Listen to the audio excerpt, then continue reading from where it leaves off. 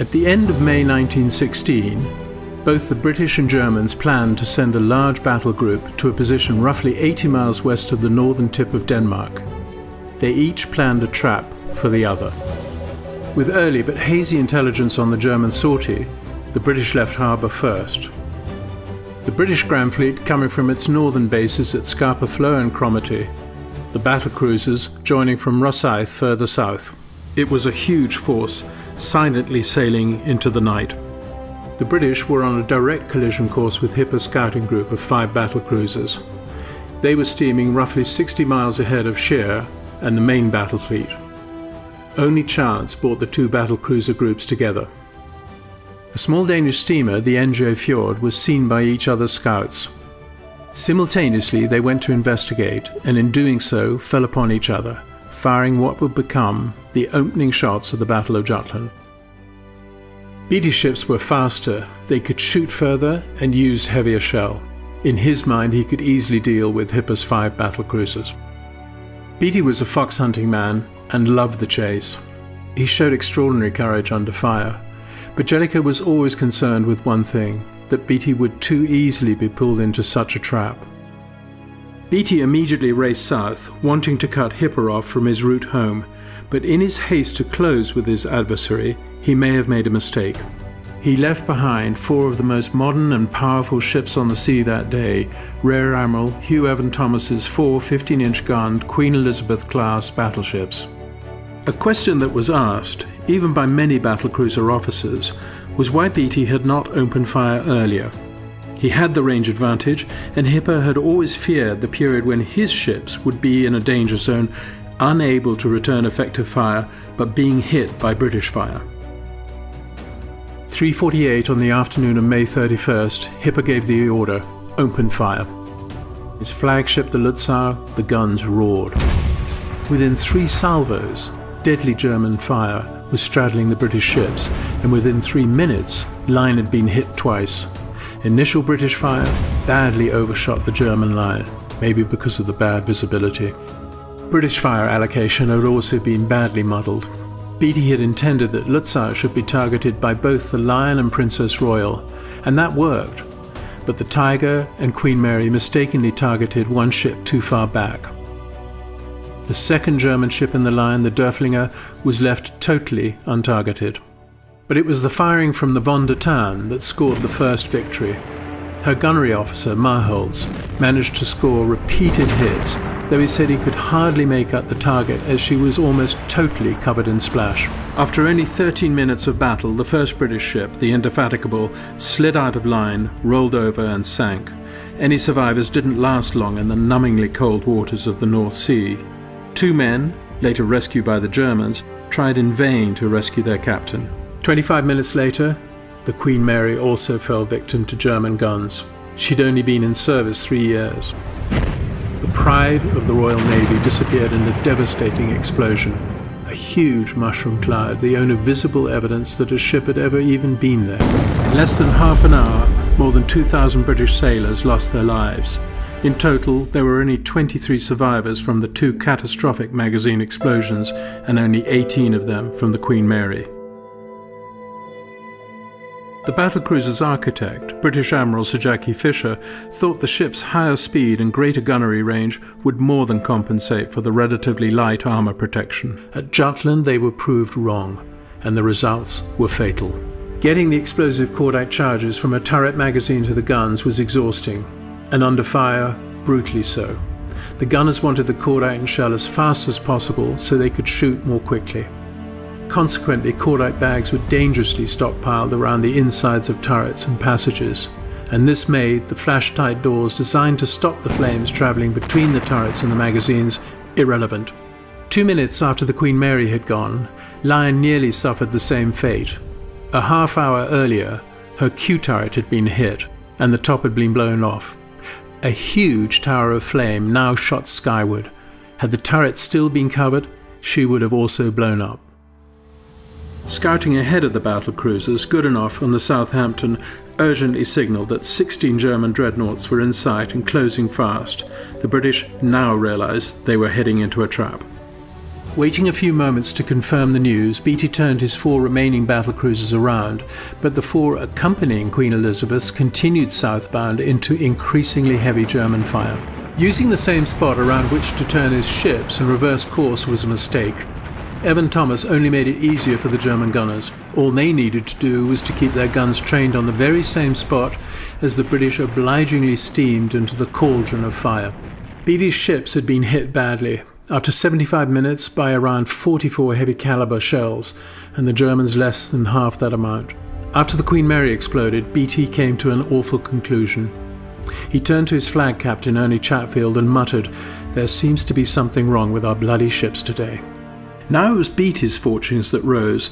As the 4 Queen Elizabeths began to move north, shielding his rear, pressure on his own 4 ships was relieved, but damage to the battleships was extensive, even if they dealt out equal punishment. But the British trap nearly wasn't ready at all. Jellicoe only had the roughest idea of the position and course of the 2 German forces. His repeated and increasingly exasperating requests for information were all but ignored by Beatty, who was busy fighting his own battle. 5 minutes before 6, the ships of the Grand Fleet and the battlecruiser fleets were finally able to make each other out in the hazy mist. But crucially, Jellicoe himself still could not see any German ships. The British Commander-in-Chief literally only had minutes in which to decide how to best meet the invisible threat. The timing was critical to avoid his own fleet being caught in the middle of the manoeuvre when most of his firepower could not be brought to bear. Jellicoe deployed the Grand Fleet to port towards the Danish coastline.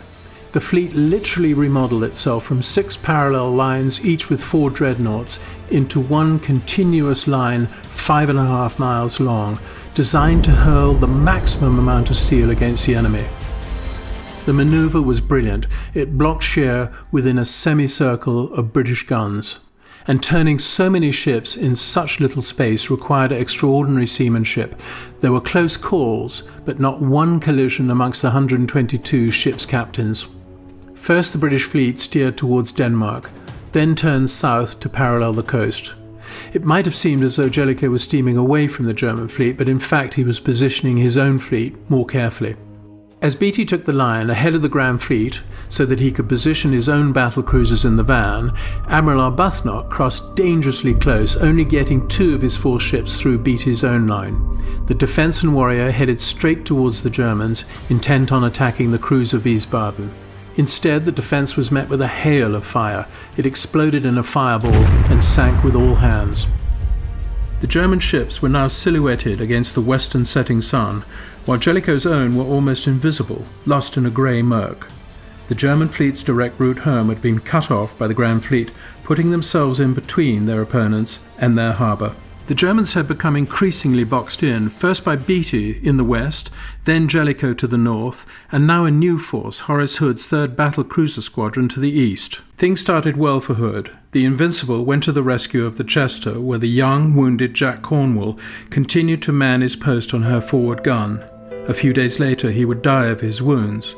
Posthumously, he would receive the Victoria Cross for his bravery. Invincible's shooting found its mark, mortally damaging one of her aggressors, the Wiesbaden. There was only to be one survivor, the stoker Hugo Zenner, and among the dead was Georg Fock, the much-beloved German poet. Then at 6:30, another huge explosion.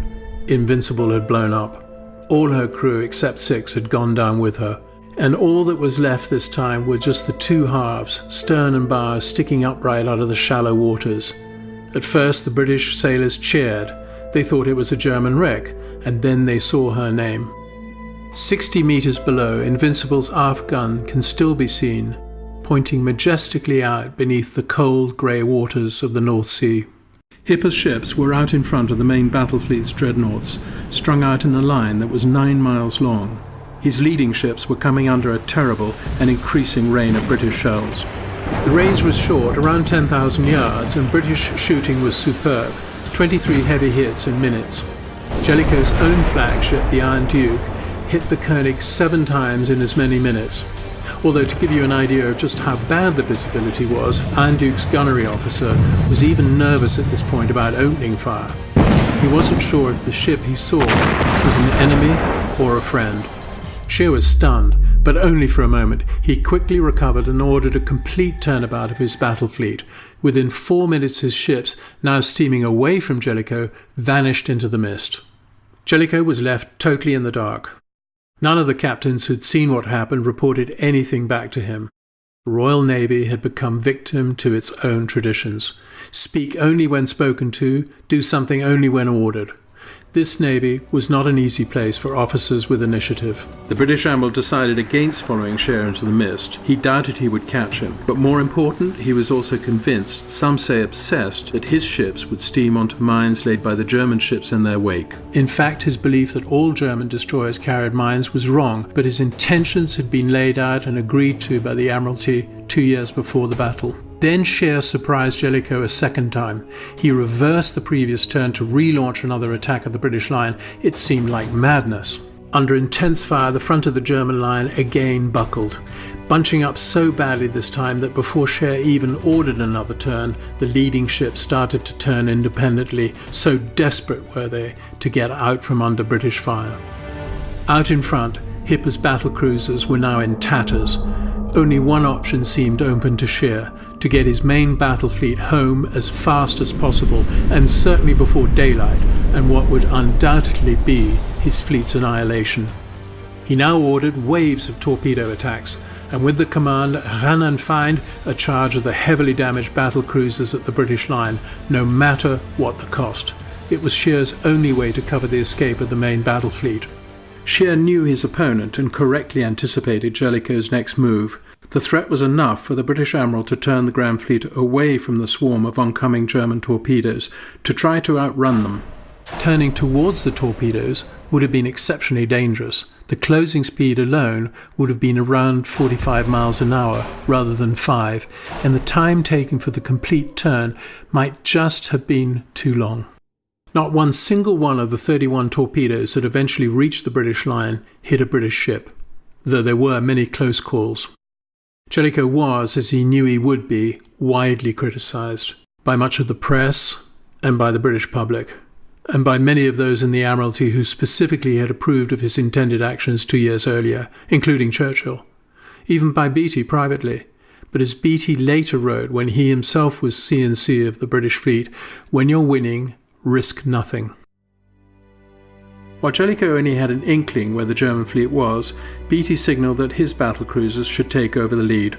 At that point, the nearest German ship was probably 9 miles distant. Jellicoe nevertheless followed Beatty's suggestion, ordering Jerram to support him, but Jerram had no idea where Beatty was. Between the two lines of adversary ships, however, were 2 light cruisers, the Caroline and the Royalist. They could in fact see the Germans, and they promptly engaged. Unluckily, Caroline's torpedo aimed at the battleship Westphalen went right underneath her. British torpedoes were in fact notoriously unreliable. The 2 light cruisers then requested help, but were turned down. Rear Admiral Jerram was not persuaded that the targets weren't in fact Beatty's. Jerram's actions lost the British 15 minutes of continued action in daylight, and that might not have been decisive in itself, but it might also have very easily cost Scheer another ship or 2, so heavily damaged were they by now. At nightfall, both fleets reorganised. Jellicoe wanted to actually avoid a night action. It left too much to chance. Dreadnoughts in his mind were far too vulnerable to short-range torpedo attacks, and German night fighting equipment and experience actually superior to that of the Royal Navy in some critical areas. The smaller guns, the secondary armament on German ships, were directly trained by searchlights that could, one moment, send out a powerful pinpoint light operating with an iris-like shutter, and then, just as fast, completely open up to full illumination for full main battery fire. British searchlights, by comparison, were extremely crude. The British didn't even have star shells, which the Germans did. At this point, there was only one thing that was really on Scheer's mind: to break through the British line and to take his ships to safety, and he had 3 routes to choose from. But to get through, he had first to break through the protective screen of the 58 destroyers that Jellicoe had placed 5 miles behind the Grand Fleet, and Scheer knew about these destroyers from intercepted messages. At 10 p.m, Scheer decided to take the shortest route. He headed southeast for the Horns Reef. Throughout the day, some of the Admiralty signals were quite misleading, making Jellicoe doubtful of subsequent intelligence. starting with the now infamous message stating that Scheer's flagship was still in harbour, and before 5 o'clock that illusion had been shattered. Distrustful of the intelligence he was getting, Jellicoe made up his own mind. He headed direct south to the Jade. What was worse was that none of the signal intercepts that had been decrypted by Room 40, revealing the true destination of the German High Seas Fleet, were passed on. Jellicoe was furious when he found out after the war's end. During the next few hours, there would be 7 separate, unequal but bitterly fought engagements between small British destroyer flotillas and German battleships and their escorts. In one, the British 4th Flotilla lost a full 70% of her ships. One of her destroyers, the 935-ton Spitfire, physically clashing bow to bow with the 20,000-ton dreadnought, the Nassau. In another engagement, the Rhineland physically sliced a British destroyer in two. But the British were also able to claim some successes in the night action. A torpedo shot from the British destroyer Onslaught claimed the pre-dreadnought the SMS Pommern. Her secondary armaments magazine caught fire and she exploded in front of the German line with more than 800 deaths. Not one single report of the many flotillas' actions reached the Iron Duke that night. While German Telefunken signals certainly blocked some of the radio reports, most captains did not understand the value of sending back information to the flagship. Eventually the Germans did succeed in punching through the British line, and Jellicoe had no idea that they'd even done so. Despite the many opportunities, the British failed to sink the massively damaged Seydlitz, and the Germans themselves were responsible for scuttling the Lützow. Seydlitz would not rejoin the fleet until mid-September, Derfflinger not until the next month. Jellicoe was ready 4 hours after reaching Scapa, and Tiger, Princess Royal, Barham and Malaya were repaired by July, while each of 5 German battleships needed 50 days of repairs in dock. On the basis of sinking more ships, and because more British sailors died in the battle, the Germans claimed victory. The Kaiser, welcoming the fleet back on the 1st of June, declared that the spirit of Trafalgar and British sea power had finally been destroyed. But to claim any victory, one needs to have achieved one's stated objectives, and the German intentions of ending the British blockade or seriously damaging the Grand Fleet had clearly failed. And although one might say that the German High Seas Fleet fought with great courage and inflicted heavy pain on the Royal Navy, it was not able to again successfully challenge the British and finish what had been started at Jutland. British sea dominance remained intact, and it seemed as if nothing had in fact changed. Except everything. A Pandora's box had in fact been opened by the very success of holding the German fleet at bay. In a secret report to the Kaiser days after the battle, Admiral Scheer wrote that Germany could never win the war by defeating the British fleet at sea. They had to try to defeat Britain economically by cutting the vital supply of materials and food that came to her by sea. That meant that Germany could only hope to win the war by gambling on an aggressive campaign of unrestricted submarine warfare. Throughout the year, Scheer and the Naval Chief of Staff, Henning von Holzendorf, tried to persuade the cabinet and the Kaiser to change tactics, unsuccessfully. At the end of 1916, on November the 29th, Jellicoe handed over the command of the Grand Fleet to Vice Admiral Sir David Beatty. Jellicoe accepted the appointment to the position of First Sea Lord to breathe new life into the Admiralty and to find a solution to the growing U-boat threat, and as the Navy's new operational head, he had to find the answers quickly. On February 1, 1917, the savage new submarine war started. The Germans calculated that Britain would be on her knees in 5 months. The country nearly was. In April, over 600,000 tons of British shipping was sunk, much of it off the east coast. And if one counts the total of Allied shipping sunk or damaged, it was almost 1 million tons. Given that Britain's entire merchant marine totaled 11.5 million tons, one can well understand Jellicoe's rising pessimism. The British may have retained surface control of the seas after Jutland, but they very nearly lost the submarine battle in the first half of the following year. By the end of 1917, the tools with which to win the anti-submarine war had been put in place by Jellicoe. The most controversial change was probably the adoption of convoy itself, which had been wrongly accused of having been against. He was not. But he could only move forward once America was in the war, which happened on April the 6th. It allowed the crucial transatlantic convoys to assemble in what had previously been neutral waters, and also gave the British the vital key to convoy success: destroyers. The first 7 arrived on May the 4th, and by July there were 34 in British waters. There were a mass of other improvements. Firstly, new mines, actually in this case copied from the Germans.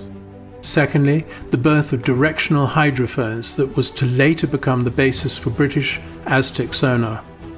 Third, howitzer-launched bombs that also became the basis of the very successful British destroyer Hedgehog depth charge system in the Second World War.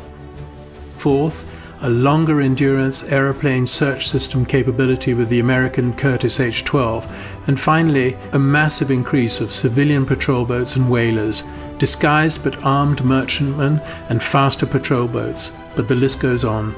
The new tools started to impact. By December 1917, monthly tonnage losses of merchant shipping fell to 300,000 tons, and by March 1918, total losses were down to 200,000. The Germans had calculated that the US would enter the war once unrestricted submarine war was unleashed on neutral ships, but they also thought they could defeat Britain before their help would arrive. They were wrong. Less than 1 month after America declared war on April the 6th, the first American destroyers, so desperately needed for the effective running of the convoy system itself, arrived in Queenstown. Helping turn the tide back in favour of the Allies did not save Jellicoe from the political acts of David Lloyd George, the Prime Minister. He was about to finally leave the Admiralty and get back to his wife and children for Christmas, when a curt letter from Sir Eric Geddes, his direct political boss, arrived. It was just moments after officers from his old flagship, the Iron Duke, had presented him with a silver model of his old ship. In Germany, the effects of the continued blockade had deep consequences. It stirred revolution. Civilians suffered terrible food shortages in the winter of 1916, and the time was known as the Turnip Winter. And there was little let up as the Allied squeeze on commerce tightened. Divisions in the German fleet, now rusting away in harbour, ran deep. Morale collapsed, and revolutionary unrest grew. The intense but very often acrimonious debate that followed Jutland had one great benefit for the Royal Navy. It led to a period of steady and profound modernisation, helping prepare the Navy for the next war. In 1928, Jellicoe invited Reinhard Scheer, who was now a widower after the murder of his wife, to come and stay with him at his home on the Isle of Wight. Sadly, the meeting never came to pass, but it does intrigue me to think of what the discussions would have been had the two old adversaries met. When Jellicoe died in 1935, the flags of 3 navies, the Royal Navy and both the French and German navies, were lowered. It was a recognition both from the Allies for his efforts, but also from former adversaries honouring him. 2 months after Jellicoe died, the younger Beatty followed. The strain of command had equally taken its toll on his old Jutland comrade-in-arms.